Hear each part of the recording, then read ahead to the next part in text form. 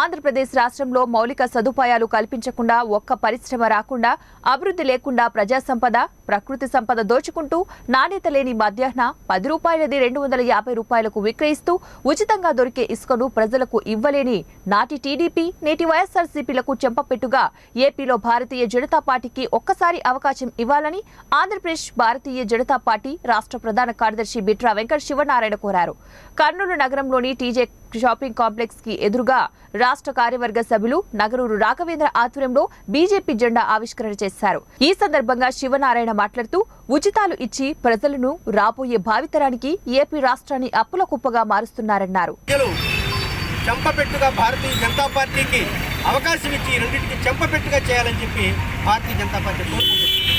దేశంలో అనేక రాష్ట్రాల్లో అనేక మార్లు 4వసారి 5వసారి 7వసారి గెలుస్తుందంటే ₹1 పెట్టకుండా ఉచిత పథకాలు ప్రకటించకుండా ప్రతి వ్యక్తికి చేతికి పని అందించడం, ఆ పనికి కావాల్సిన సహకారం అందించడం భారతీయ జనతా పార్టీ నరేంద్ర మోదీ గారి యొక్క ప్రభుత్వ ఉద్దేశం.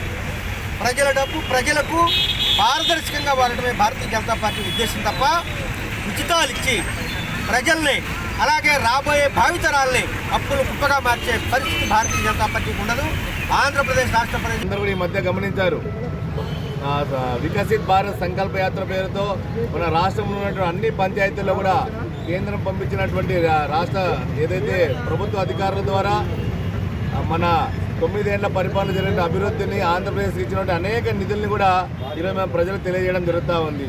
వికసిత్ భారత్ సంకల్ప యాత్రలో అనేక మంది కేంద్ర మంత్రులు మా రాష్ట్ర అధ్యక్షులు అందరూ కూడా పాల్గొనడం జరిగింది.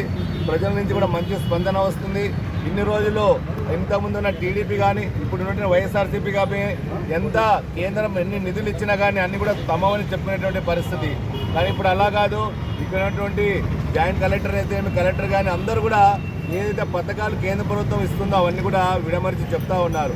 ఆయుష్మాన్ భారత్ కానీ ఆ తర్వాత కిసాన్ సమృద్ధి యోజన కొన్ని అనివార్య కారణాల వల్ల ఈరోజు 3-4 జెండాలు ఉంటే కొంతమంది అదే పనిగా కొన్ని ఆపారు. అది సో మేము ఈ జెండాలు అనేది మేము ఆపము, మేము దాన్ని ఖచ్చితంగా ఇంప్లిమెంట్ అవుతూ పోతూ ఉంటుంది. ఇది ఎంతమంది వచ్చినా ఈ జెండా కార్యక్రమాలు మాత్రం ఆగదని నేను తెలియజేసుకుంటున్నాను.